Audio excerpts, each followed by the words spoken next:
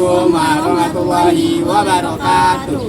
Kami dari kelompok 4 Kloter 3 yang beranggotakan Saya Anissa Febriani dengan nomor induk mahasiswa 22242200014. Saya Rahma Yati dengan nomor induk mahasiswa 22242200119. saya Ibnu Fahrial Hanif dengan nomor induk mahasiswa 22242200056. Saya Dipa Agustiani dengan nomor induk mahasiswa 22242200061.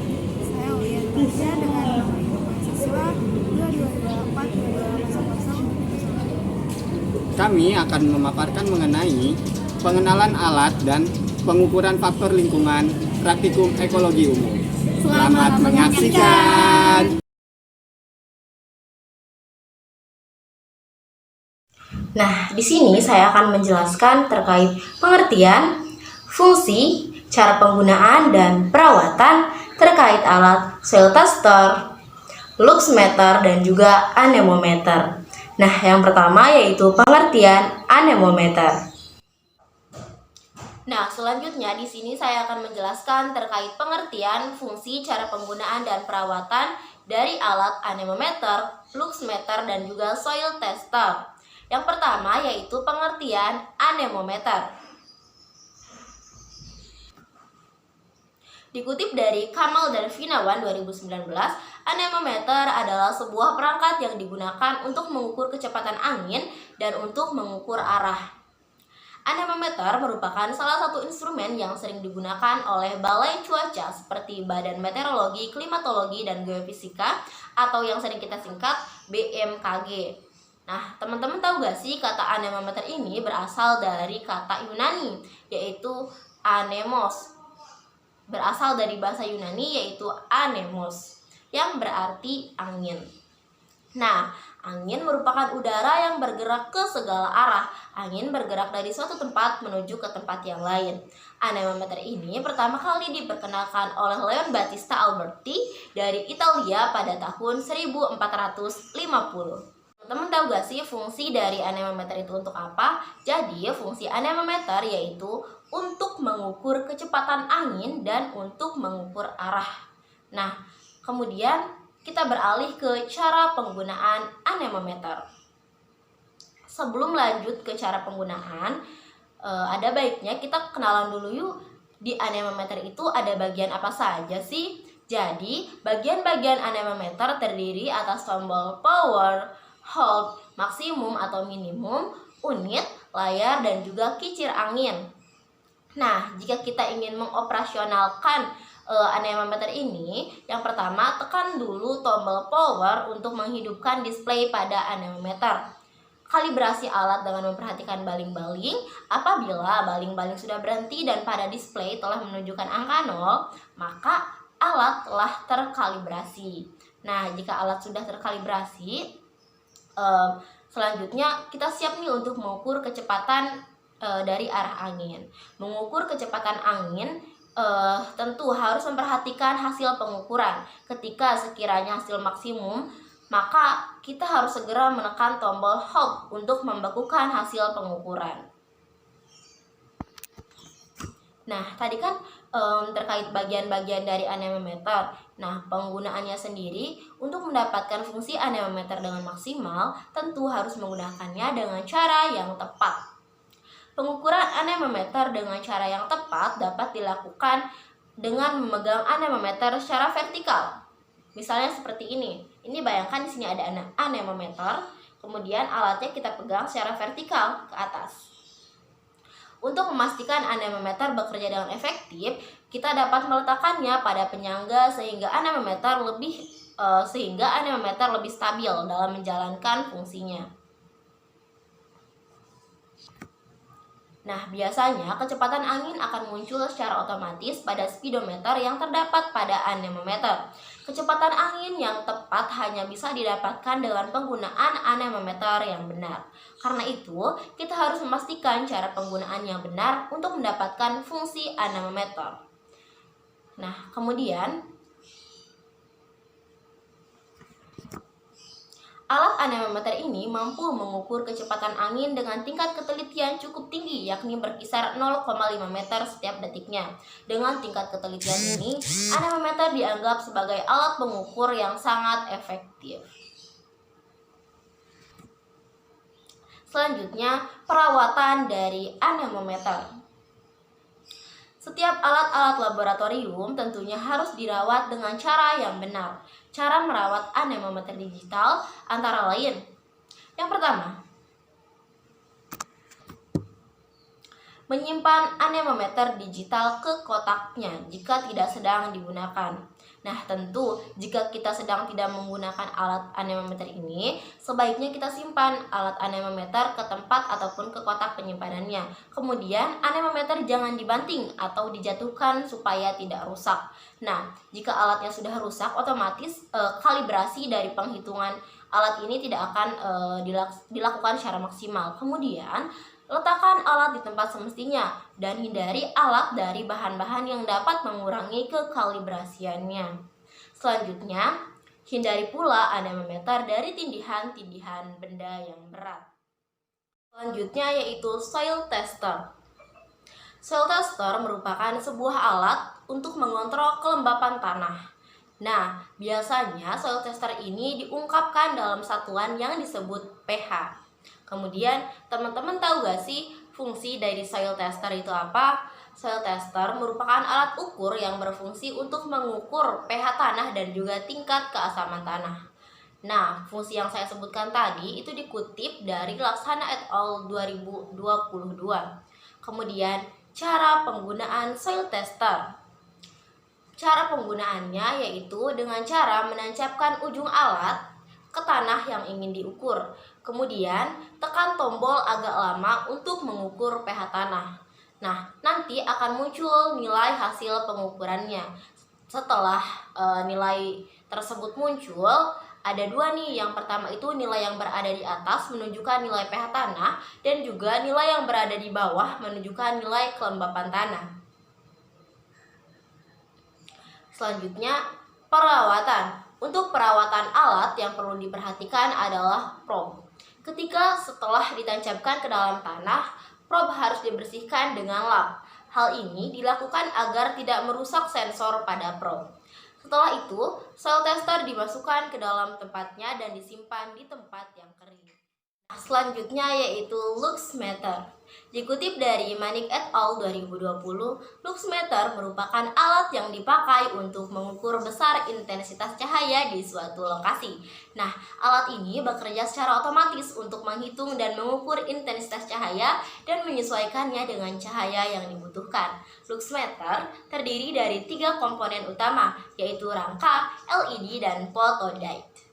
Kemudian, luxmeter dapat digunakan untuk mengetahui besar intensitas cahaya pada ruangan yang diuji untuk mengetahui apakah penerangannya sudah cukup atau belum. Kemudian, dengan mengetahui intensitas cahaya pada suatu ruangan, kita dapat menentukan lampu yang tepat untuk dipasang pada setiap ruangan. Nah, kemudian bahasan selanjutnya yaitu terkait fungsi dari luxmeter. Apa sih fungsi dari luxmeter itu sendiri? Fungsinya yaitu sebagai alat yang digunakan untuk mengukur intensitas cahaya dengan prinsip kerja yaitu mengubah intensitas cahaya yang datang menjadi arus listrik. Nah, selanjutnya bagian-bagian luxmeter beserta fungsinya. Yang pertama, layar panel berfungsi untuk menampilkan hasil pengukuran. Yang kedua, tombol off atau on berfungsi sebagai tombol untuk menyalakan atau mematikan alat. Yang ketiga, tombol range berfungsi sebagai tombol kisaran ukuran. Yang keempat, sensor cahaya merupakan alat untuk mengukur cahaya. Kemudian, cara penggunaan dari luxmeter itu gimana sih? Nah, cara penggunaannya cukup mudah dan juga praktis. Berikut adalah langkah-langkah penggunaan dari luxmeter. Yang pertama, nyalakan alat dengan menekan tombol power. Yang kedua, pilih range pengukuran sesuai dengan kebutuhan. Range pengukuran biasanya terdiri dari A, B, dan juga C. Range A memiliki jumlah lux hingga 2000, range B memiliki jumlah lux hingga 20.000, dan range C. Memiliki jumlah lux hingga 200.000. Yang ketiga, letakkan sensor pada sumber cahaya atau permukaan yang akan diukur intensitasnya.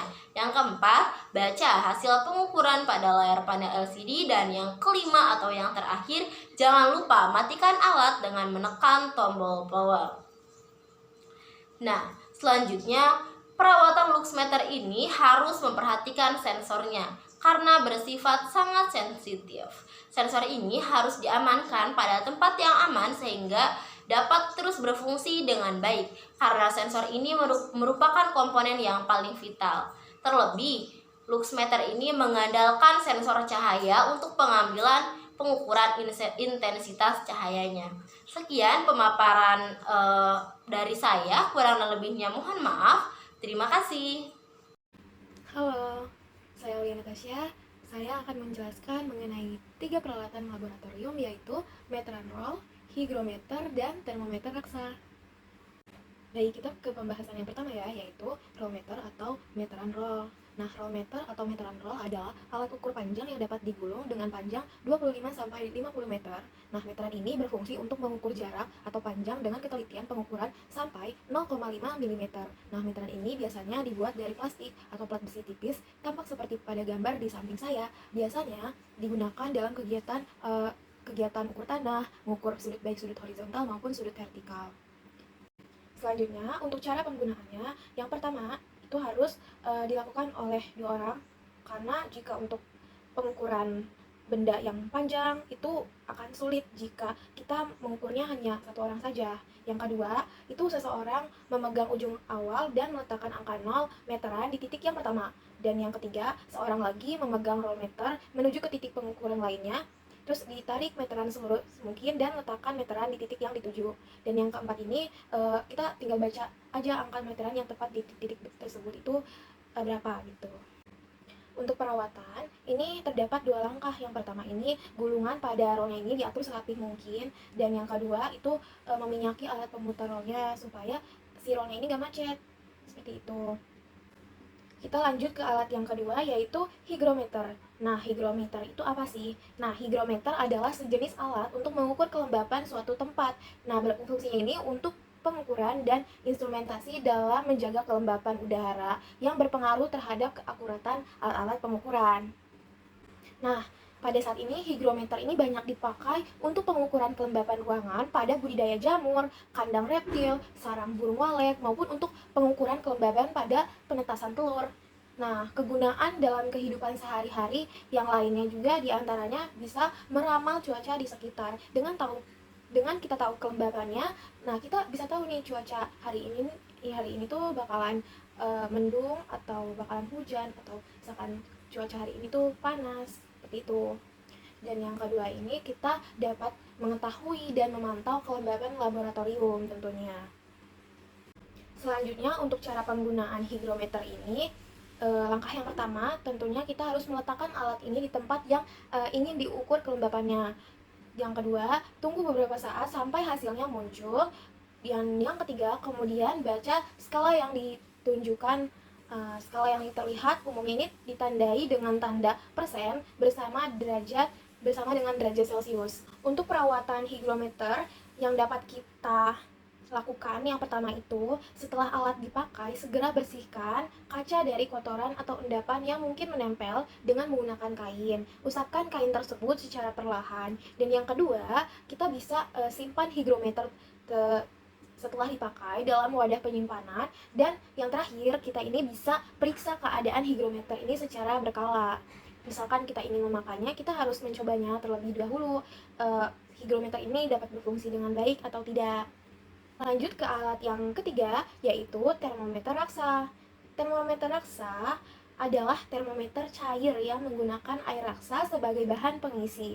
Termometer air raksa adalah termometer yang biasa digunakan sebagai pengganti termometer alkohol. Termometer air raksa sering disebut sebagai termometer puncak karena dapat mengukur suhu yang sangat tinggi. Jika suhu tinggi, air raksa memuai dan air raksa di dalam tabung gelas itu akan naik. Saat suhunya ini turun, merkuri tetap berada di lokasi yang panas. Ini karena kontraksi mencegah merkuri kembali ke keadaan semula. Oleh karena itu, untuk mengembalikan air raksa ke posisi semula, kita harus mengocok termometer dengan kuat. Seperti itu. Jadi sebelum dipakai, agar si ukuran termometernya itu kembali normal, itu kita harus dikocok terlebih dahulu. Fungsi dari termometer raksa ini tentunya untuk mengukur suhu atau alat yang digunakan untuk mengetahui nilai satuan panas suatu benda. Nah, untuk cara penggunaan dari termometer raksa ini, yang pertama, sebelum terjadi perubahan suhu, volume air raksa berada pada kondisi awal. Langkah kedua, perubahan suhu lingkungan di sekitar termometer direspon air raksa dengan perubahan volume. Yang ketiga, volume merkuri akan mengembang jika suhu meningkat dan akan menyusut jika suhunya ini menurun. Dan langkah yang keempat ini, skala pada termometer akan menunjukkan nilai suhu sesuai keadaan lingkungan. Kalau misalkan suhunya di ruangannya itu panas, ya berarti suhunya akan meningkat. Dan jika di ruangan itu suhunya itu dingin, maka dia itu akan menurun. Nah, untuk perawatan dari termometer raksa ini, pertama yaitu diperhatikan permukaan kaca termometernya. Setelah dipakai, segera dibersihkan kaca dari kotoran atau endapan yang mungkin menempel dengan kain. Usapkan kain tersebut secara perlahan. Yang kedua, segera simpan termometer setelah dipakai dalam wadah penyimpanannya. Sebelum disimpan, sebaiknya termometer didinginkan terlebih dahulu. Simpan termometer pada lemari penyimpanan yang tertutup. Nah, langkah yang ketiga, periksa keadaan termometer secara berkala, jangan sampai terjadi anomali pada termometer tersebut. Sekian penjelasan yang dapat saya sampaikan mengenai meteran roll, termometer raksa, dan hygrometer. Untuk peralatan selanjutnya akan dijelaskan oleh rekan saya. Terima kasih. Assalamualaikum warahmatullahi wabarakatuh. Perkenalkan, saya Rahma Hayati dengan nomor induk mahasiswa 22242200019 kelas 3B Kloter 3 kelompok 4 akan menjelaskan pengertian fungsi, cara penggunaan, dan cara perawatan dari sebuah alat laboratorium, yaitu loop. Loop adalah alat optik yang tersusun atas satu lensa cembung yang membentuk bayangan maya, tegak, dan diperbesar. Loop ini terdiri dari satu atau dua lensa cembung yang dapat menghasilkan bayangan yang diperbesar. Adapun fungsi loop yaitu untuk mengamati benda kecil agar terlihat lebih besar dan jelas. Cara menggunakan loop. Ada dua cara menggunakan loop, yaitu yang pertama adalah cara mata berakomodasi maksimum.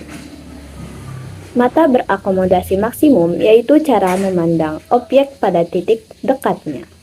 Perlu diperhatikan bahwa bayangan yang dibentuk loop harus berada di titik dekat mata atau punctum proximum. Dan objek yang diamati harus diletakkan di antara titik fokus dan lensa. Dengan menggunakan teknik ini akan tercipta bayangan yang bersifat maya, tegak, dan diperbesar.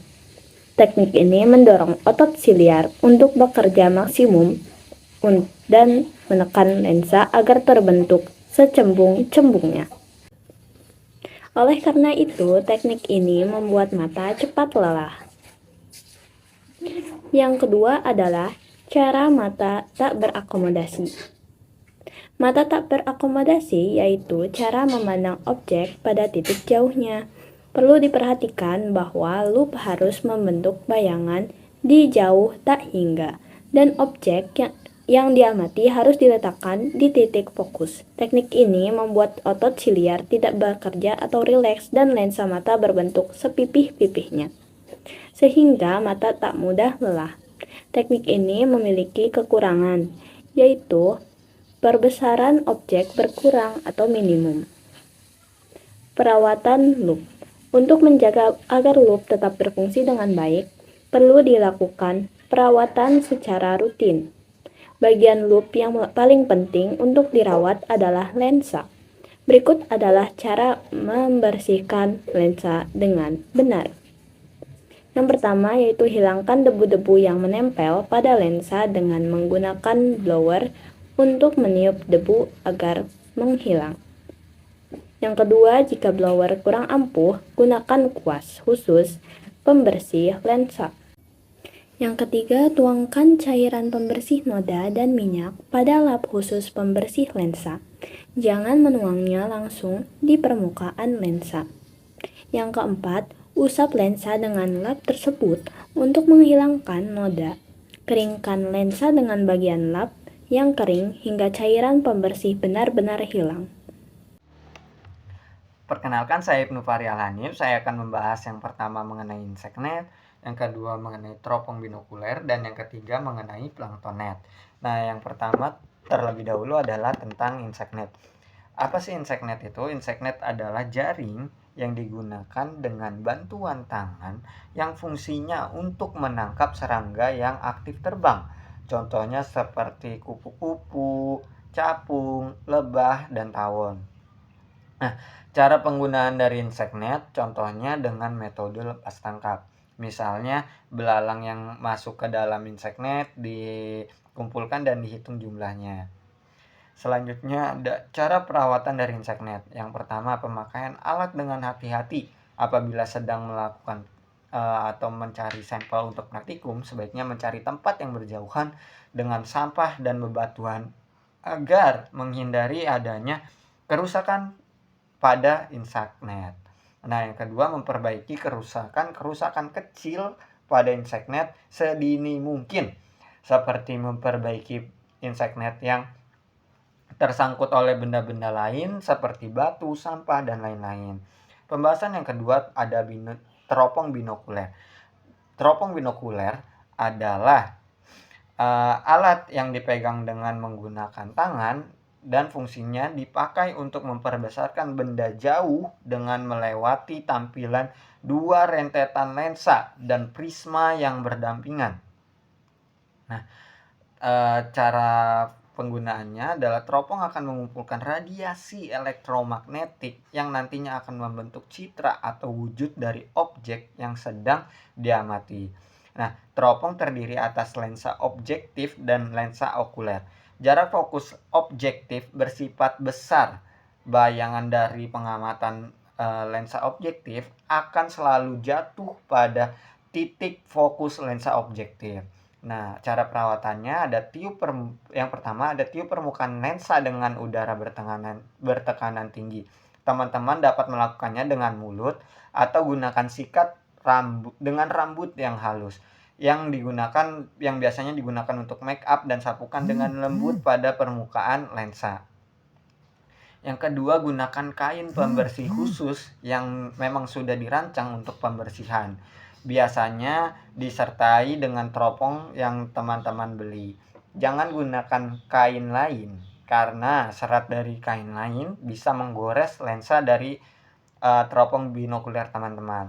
Yang ketiga ada gosok kain bersih dengan lembut pada lensa dan teman-teman harus dapat menghilangkan kotoran pada teropong binokuler teman-teman. Pembahasan yang ketiga ada planktonet. Planktonet biasanya digunakan untuk mengambil sampling plankton dari perairan yang luas seperti laut dan estuaria. Nah, fungsi dari planktonet ini digunakan untuk menangkap plankton.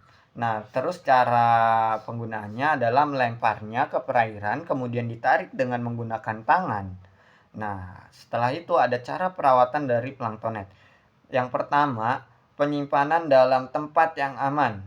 Planktonet yang baru dipakai hendaknya dibersihkan dari kotoran-kotoran yang menempel pada planktonet dan dicuci dengan air mengalir, kemudian dikeringkan di tempat yang sejuk sampai kering. Yang kedua, setelah dicuci gitu ya, hindari planktonet dari hal-hal yang memungkinkan akan menimbulkan kerusakan seperti menghindarkan alat dari pengaruh sinar matahari yang sangat terik.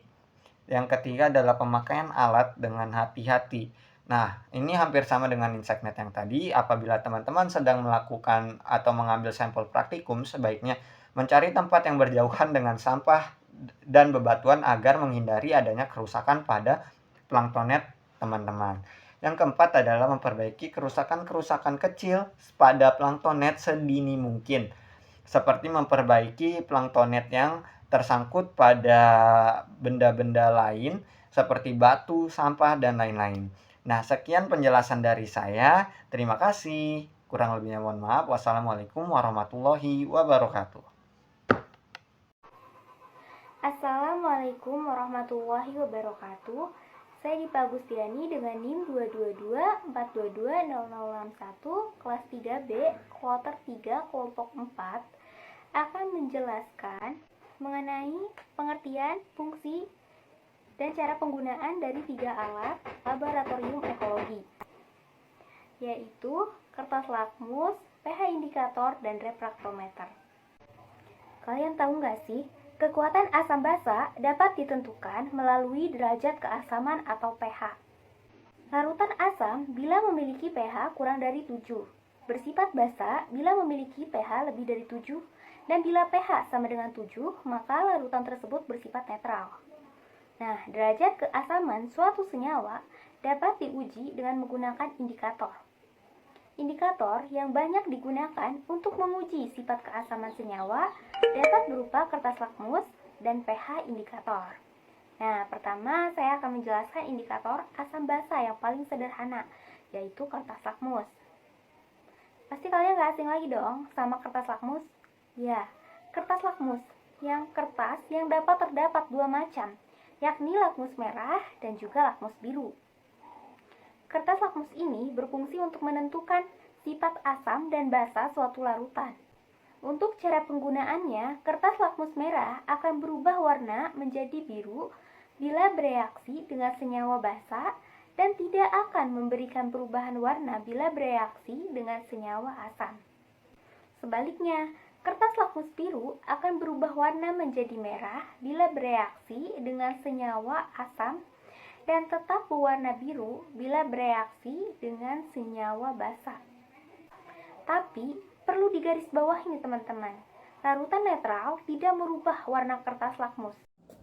Untuk cara perawatannya, simpan di tempat yang jauh dari bahan-bahan cair dan mudah terbakar. Indikator asam basa kedua yang sering digunakan yaitu pH indikator. pH indikator merupakan alat yang terdiri dari campuran berbagai indikator yang dapat menunjukkan pH suatu larutan dari perubahan warnanya. pH indikator biasanya dijumpai di laboratorium adalah indikator universal dalam bentuk kertas. Indikator ini terdiri dari 4 kertas untuk menunjukkan pH larutan atau zat dari 0 sampai dengan 14. pH indikator ini berfungsi untuk mengukur asam dan basa senyawa pada rentang pH 1 sampai 14. Setiap pH ini memiliki perubahan warna yang berbeda-beda.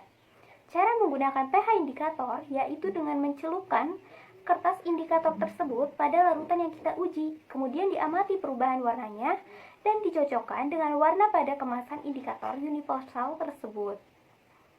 Berbeda dengan kertas lakmus yang hanya bisa menggolongkan larutan uji memiliki sifat asam atau basa, indikator universal ini dapat menunjukkan berapa pH larutan yang sedang kita uji, namun dengan interval pH sama dengan 1. Untuk cara perawatannya, simpan di tempat yang jauh dari bahan-bahan cair dan mudah terbakar. Selanjutnya, saya akan menjelaskan alat refraktometer. Refraktometer merupakan alat pengukur salinitas. Alat ini berfungsi sebagai pengukur indeks pembiasan pada cairan yang dapat digunakan untuk mengukur kadar garam. Prinsip refraktometer adalah dengan memanfaatkan indeks bias cahaya untuk mengetahui tingkat salinitas air. Untuk cara penggunaan refraktometer, yaitu dengan menekan tombol start terlebih dahulu dan tunggu sampai lampunya mati. Lalu, tekan tombol start dan tunggu lampunya mati lagi. Setelah itu, masukkan aquades setetes demi setetes dengan menggunakan pipet tetes sampai penuh, dan terakhir, tekan tombol start kembali untuk menunggu hasilnya. Untuk cara perawatannya, refraktometer sebaiknya disimpan di tempat kering. Jangan sekali-kali menyentuh lensa atau bagian optik dengan tangan. Apabila lensa kotor, segera bersihkan dengan kertas lensa. Dan jangan meninggalkan prisma masih dalam keadaan basah oleh sampel. bila refraktometer tidak digunakan lagi. Sekian dari kelompok kami. Terima kasih. Wassalamualaikum warahmatullahi wabarakatuh.